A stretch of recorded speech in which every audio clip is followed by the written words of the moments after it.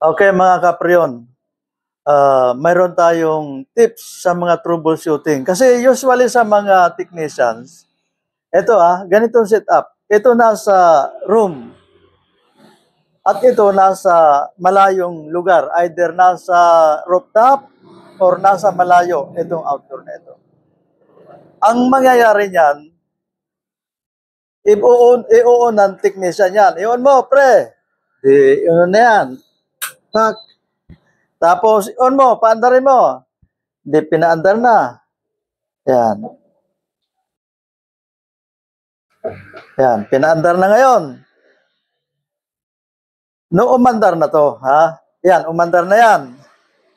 Magbibilang ka ng mga ilang minutes. So,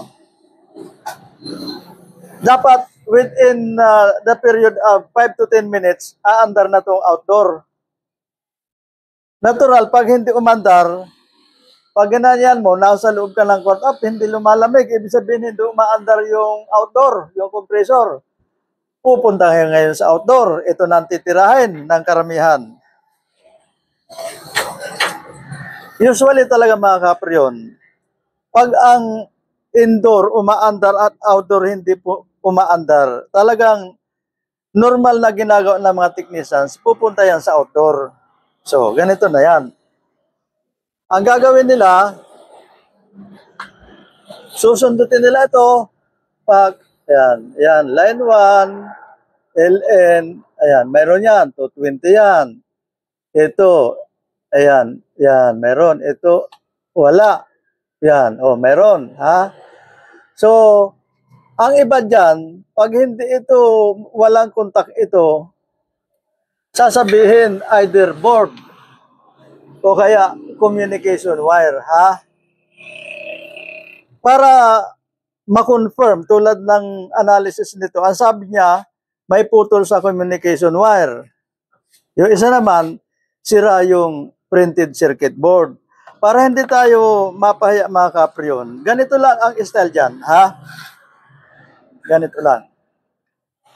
Ang titirahin natin, kasi itong kuan ito, field control na yung field control, mahaba kasama ng mga pipings yan. So nandito ka ngayon sa outdoor. Ang akala mo, sa communication wire.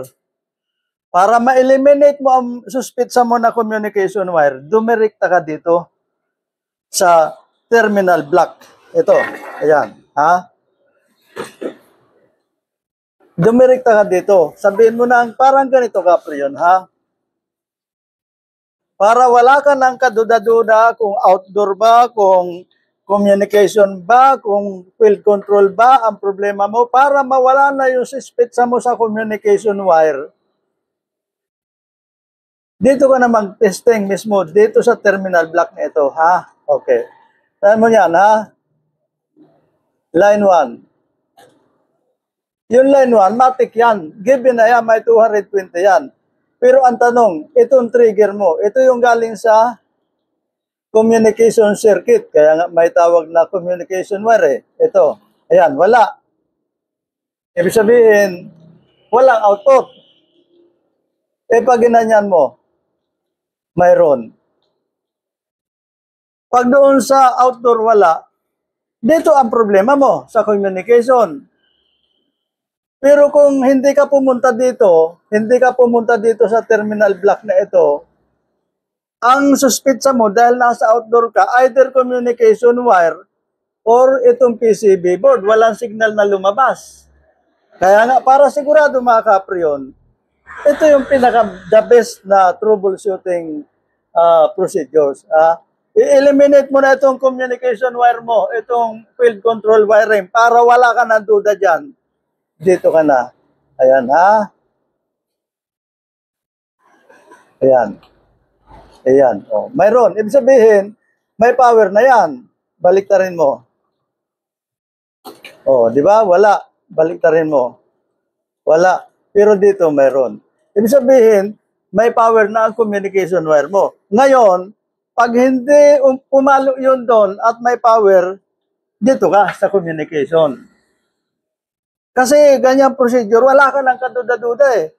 Kumbaga, bypass mo na itong field control mo eh. Wala ka ng kaduda-duda, kinagat man yan dada, kung anong kumagat niya, wala ka ng duda dahil bypass mo na eh. Dumirekta ka na dito sa terminal block. So, kung ano makita mo dyan, halimbawa ito. Ayan. Ito, wala. Ito, mayroon. Ito, mayroon. Ito, wala. O, pag ito, ganyan, tiningnan mo yan, may power ha, may power yan. May power yan, natural. Power supply yan. LN. Dito, mayroon. Ibig sabihin, buo yung communication circuit nito. Pero kung ito wala, may sira yung communication circuit nito, itong board na ito. Doon ka na mag-conclude. Dahil dito ka na mismo eh. Kung doon ka pa sa outdoor mag-testing, pwede ka magsuspitsa dito sa communication cable. Samantalang pag dito ka na nakadirekta sa terminal block, 100%, ayan may power yan. Ibig sabihin, may trigger siya. So, pagdating doon, papalo na siya. Ngayon, pag hindi pumalo, pumunta ka na doon dito. Halika. Ayan. Tinan mo, ha? Ibig sabihin, ha? Ito. Ayan.